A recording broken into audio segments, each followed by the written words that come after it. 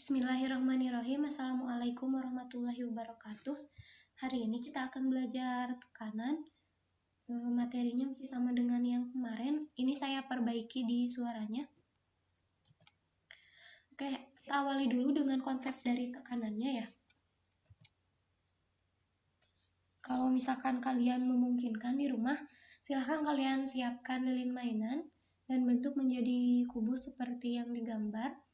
Atau kalau nggak ada lilin mainan, kalian boleh menggantinya dengan media lain. Misalnya dengan tanah, silahkan ya. Terus kalian siapkan 2 koin. 2 koin logam, terserah mau apapun koin logamnya, yang penting sama keduanya.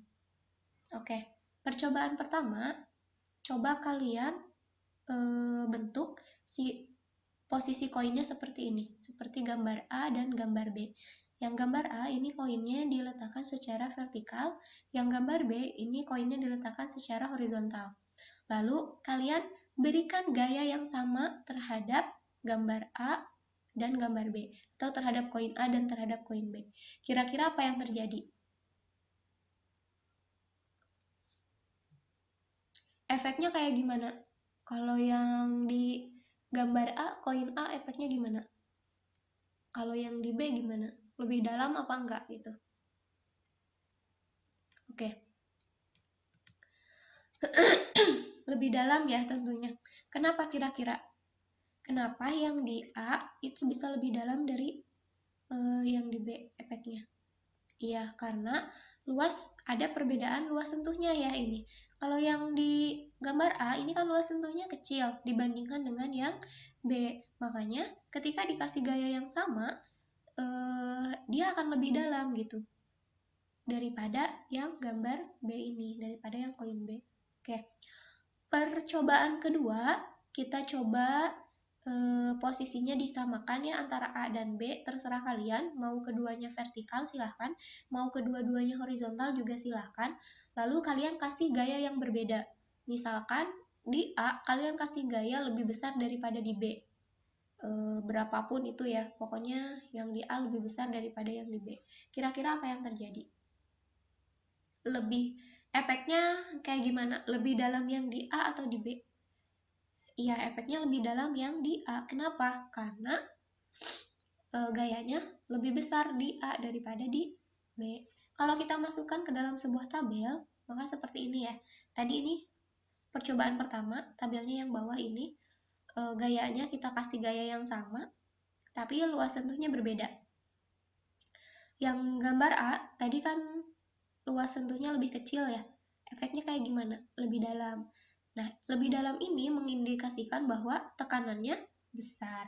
Oke, yang gambar B, tadi yang diletakkan secara horizontal, itu luas permukaan sentuhnya lebih besar kan daripada yang A. Efeknya kayak gimana? Kurang dalam. Nah, kurang dalam ini mengindikasikan bahwa tekanannya kecil. Selanjutnya, yang percobaan kedua, tadi ya, luas sentuhnya kalian samakan, tapi yang beda apa? Gaya. Yang kalian bedakan adalah gayanya. Yang di A itu gayanya lebih besar. Efeknya kayak gimana? Ya, efeknya lebih dalam. Berarti tekanannya besar.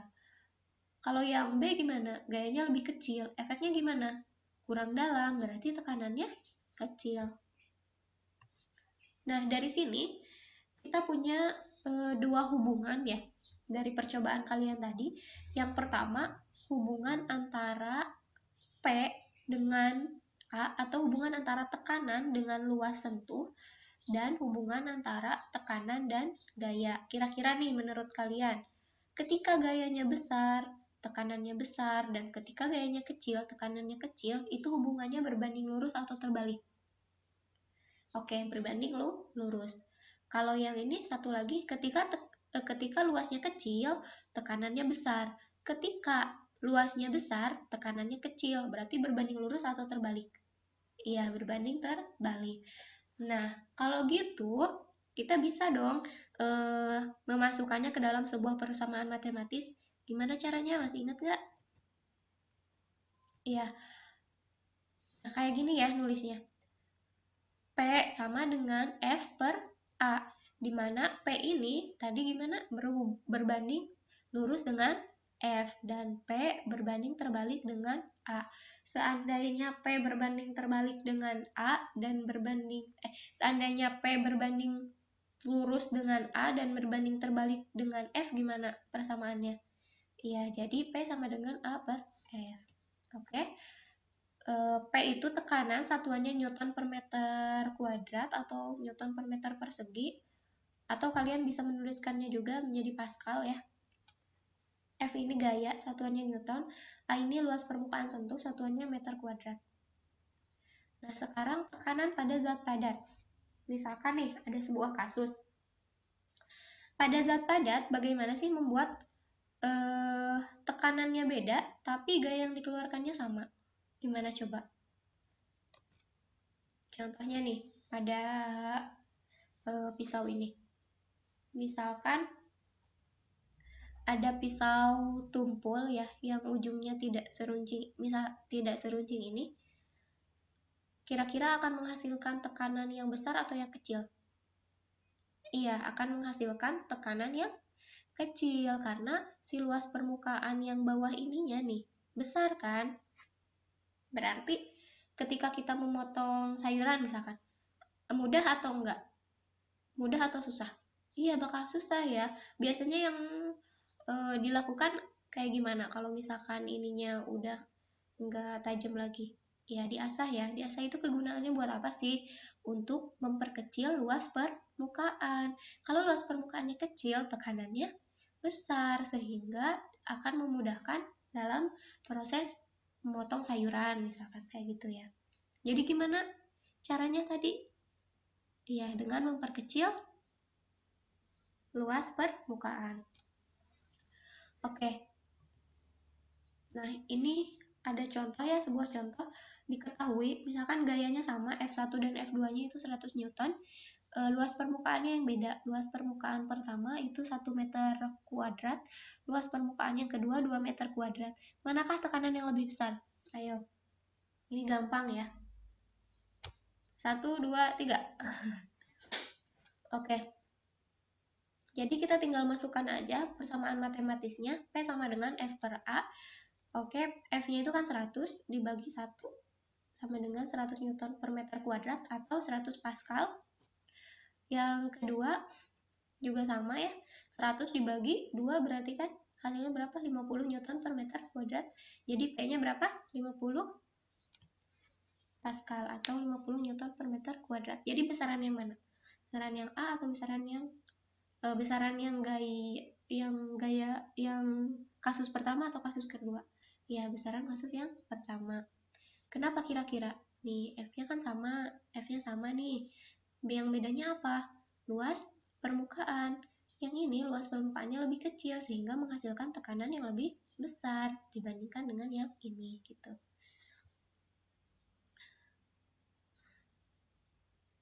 Contoh lain, misalkan suatu fenomena ya, ketika kalian akan berjalan di tanah yang penuh dengan lumpur misalnya, terus kalian ditawari 2 sepatu misalkan. Yang pertama sepatu boots yang permukaannya lebar atau yang permukaannya luas.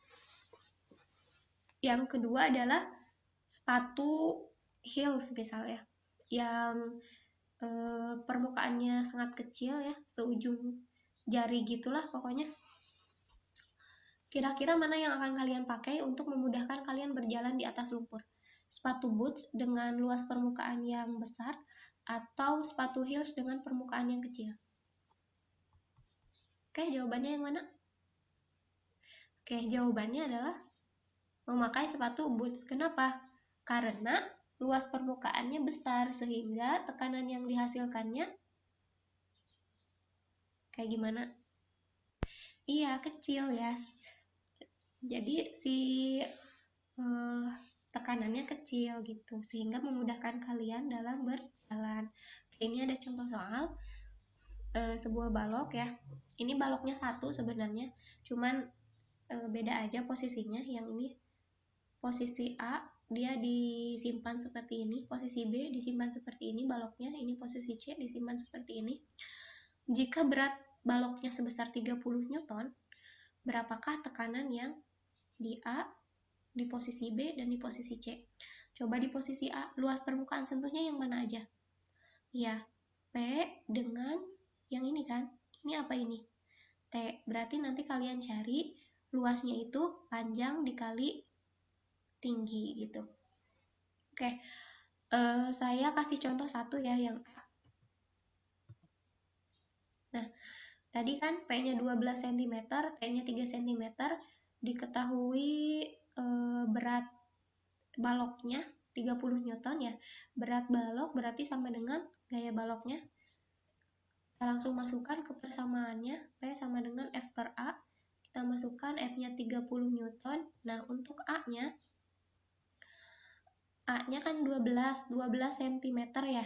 Kita ubah ke meter, itu kan naik 2 tangga, berarti dibagi 100 ya. Saya ini menggunakan notasi ilmiah, jadi 12 kali 10 pangkat min 2 dikali 3 kali 10 pangkat min 2. Satuannya menjadi meter kuadrat. Nah, di sini kan meter, di sini meter, meter dikali meter, meter kuadrat. Jadi saya langsung tulis di sini meter kuadrat. Kita turunin lagi ke bawah, 30 dibagi 12 dikali 3 berapa? 36. Berarti 30 dibagi 36 dikali 10 pangkat min 4. 10 pangkat min 4 ini dari mana? Dari sini. Min 2, ini juga min 2. Berarti 10 pangkat min 4. Nah, 30 bagi 36 hasilnya 0,83333 sekian gitu ya. Dikali 10 pangkat 4. Nah, ini kan di bawah ya, awalnya sebagai pembagi. Kalau kita naikkan ke atas, berarti ini minnya berubah jadi positif. Pokoknya kalau misalkan dinaikin ke atas saja, jadi berubah tanda. Kalau awalnya positif berarti jadi negatif, kalau awalnya negatif berarti jadi positif. Oke, 0,83333 dikali 10 pangkat 4. 10 pangkat 4 itu kan sama dengan berapa?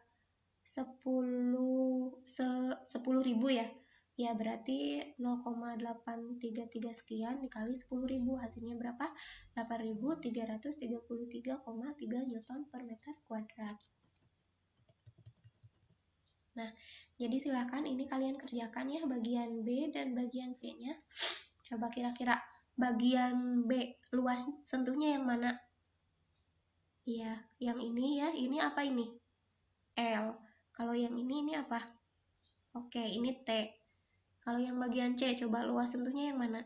Ini kan ya. Dengan yang ini. Nah, ini apa ini? P, L atau T? Iya, ini P. Ini ya P nih. Ini P. Kalau yang ini apa? Ini L ya, bukan T. Kalau T itu ke atas. L kan, ini nih. Ini L. Ini L. Kalau kalian bingung, kalian bisa menggunakan benda yang bentuknya kubus atau balok di rumah, terus kalian tandain seperti yang gambar A ini. Ada P, ada L, ada T-nya. Terus kalian posisinya ubah kayak gini, kayak B, kayak C. Nah, nanti kalian bakal tahu yang mana yang P, yang mana yang L, yang mana yang T gitu ya. Oke, itu soal pertama. Yang ini soal kedua. Dari kejadian berikut, manakah yang akan merusak sebuah kayu lantai? Ini ada 3 kejadian ya. Nah, si kayu lantai ini dapat menahan tekanan 2000 kN per meter kuadrat. Silahkan kalian hitung masing-masing dari tekanan ini.